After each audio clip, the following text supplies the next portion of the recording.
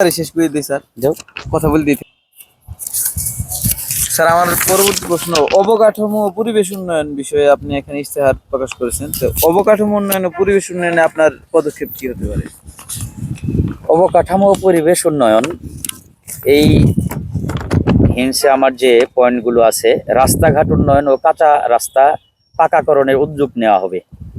আসলেই রাস্তাঘাটের উন্নয়ন বলতে তো আসলেই কি, আমরা গ্রামে বসবাস করি ছোট থেকে, আমি নিজেও ভুক্তভোগী। ঠিক আছে, এমন কোনো বছর নাই যে আমার বাড়ির যে রাস্তা, ঠিক আছে, বাখাতা, মানে প্রতি বছর কোদাল ধরে নিজেরা ঠিকঠাক করে আমাদের মানে চলতে হয়। ছোট ছোট বাচ্চারা স্কুলে যেতে পারে না, হাইটে যে যেতে পারে না। আর এখন তো কাঁচা রাস্তাগুলোতে অনেক যানবাহন চলার কারণে মানে যদি মানে জলাবদ্ধতা তৈরি হয়, তাহলে খুব সহজেই রাস্তাটা মানে একদম মানে নষ্ট হয়ে যায়, আইলে যায়, সোজা কথা যেটা আমরা গ্রামের ভাষায় বলি।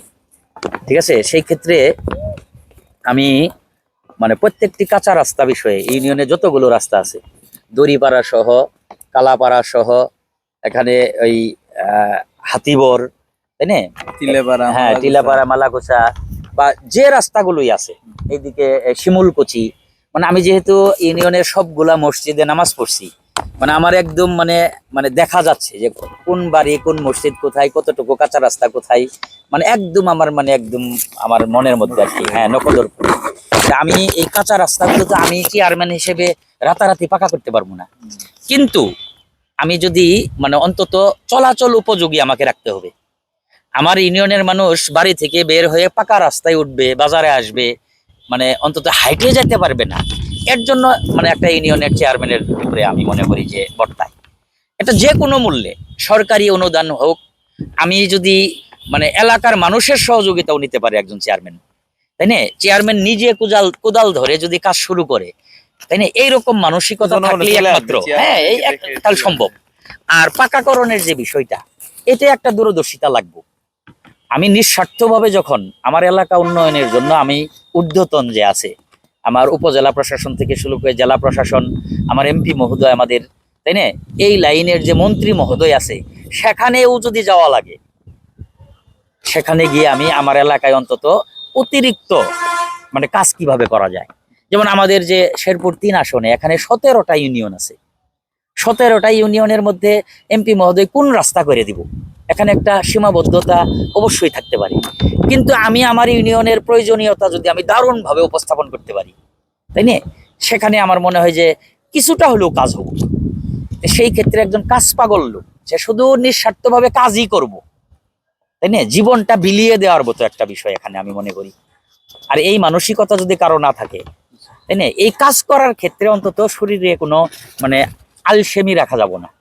তো যাই হোক, এই বিষয়গুলো বলতে গেলে আমার অনেক কথা আছে। আমি প্রয়োজনে নিজে শ্রম দেওয়ার কথা বলছি।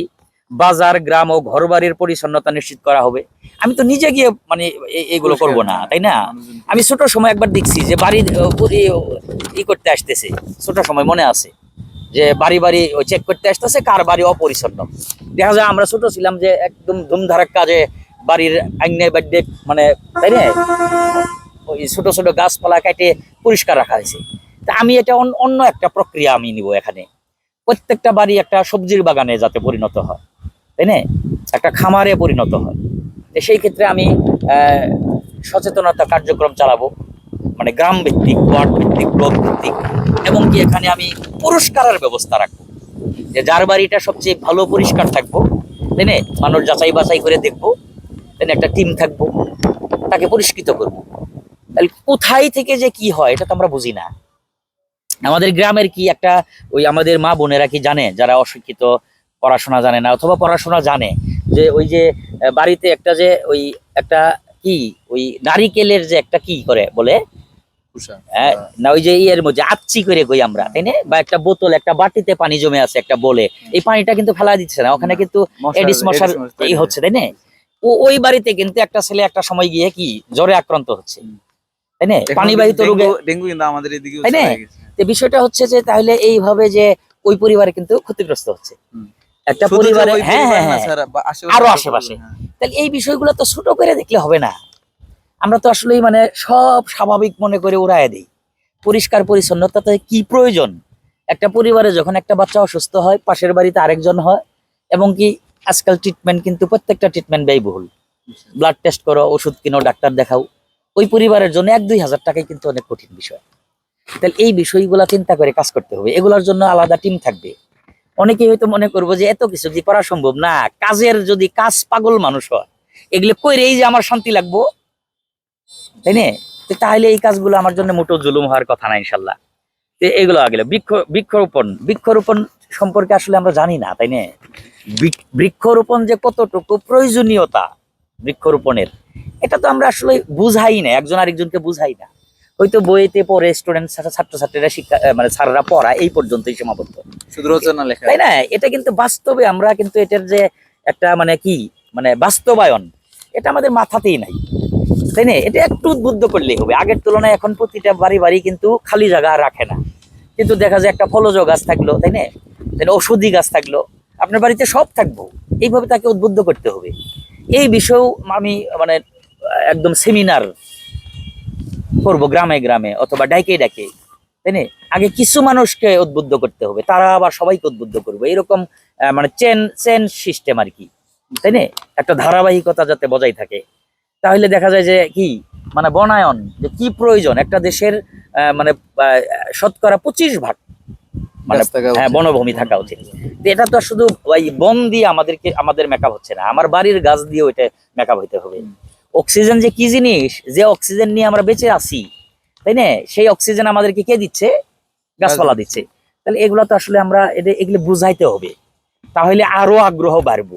অনেকেই জানে কিন্তু অনেকেই তো জানে না।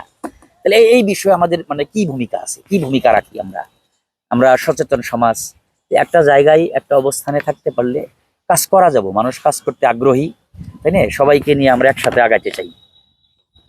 জলাবদ্ধতা নিরসনে কার্যকর ব্যবস্থা গ্রহণ করা হবে। এগুলো তো আসলে খুব কঠিন কোনো কাজ না, তাই না? আমার মন চায় যে ওই যে বাজারের একটা জায়গায় পানি জমে আছে, আমি নিজে ওখানে বালতি এনে, তাই না, বাটি দিয়ে ওই পানিটা সরাই দিই। এর আগে আমরা আমার মন চায়।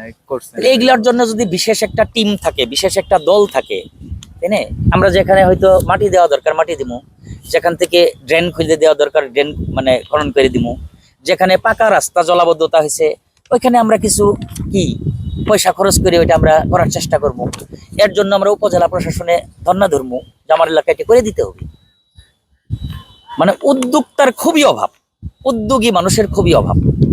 আমি যে আমার 5 কাঠা জমি কিনলাম, 10 কাঠা জমি এগ্রিমেন্ট রাখলাম, বাজার ব্যাগ ভরে বাজার করলাম, এগুলোর নাম চেয়ারম্যানই না, জানো? চেয়ারম্যানই আমি হই না হই সেটা মানে পরের ভিন্ন বিষয়, কিন্তু যারা হবে তারা যাতে এই বিষয়গুলো মাথায় রাখে যে একটা ইউনিয়নের দায়িত্ব মানে কি অনেক কিছু। স্যার আপনার ইশতেহার থেকেও কিন্তু অন্যান্যদের শিখার অনেক কিছু আছে। যে হ্যাঁ, আমার দারুণ একটা ইচ্ছা এটা যে আসলেই যারা শিক্ষিত সমাজ, যাদের মনে সাহস কম, সব সামর্থ্যই আছে, জ্ঞান আছে, বিবেক আছে, শিক্ষা আছে, দীক্ষা আছে, অর্থ আছে, সম্পদ আছে, কিন্তু সামনের দিকে আগায় আসতে চায় না, ওই মানুষগুলাকে আমি উদাত্ত আহ্বান জানাবো, আসুন সমাজের জন্য, দেশের জন্য, জাতির জন্য কাজ করেন। তাহলে 2 চোখ বন্ধ হয়ে গেলেও এর প্রতিদান মানে কবরে শুয়ে শুয়ে পাবো ইনশাল্লাহ। স্যার এরপরে আমাদের আমরা দেখতে পাচ্ছি যে নির্বাচনী ইশতেহারের ভেতর আমাদের সাংস্কৃতিক, ক্রীড়া ও সামাজিক উন্নয়নের কথা যেহেতু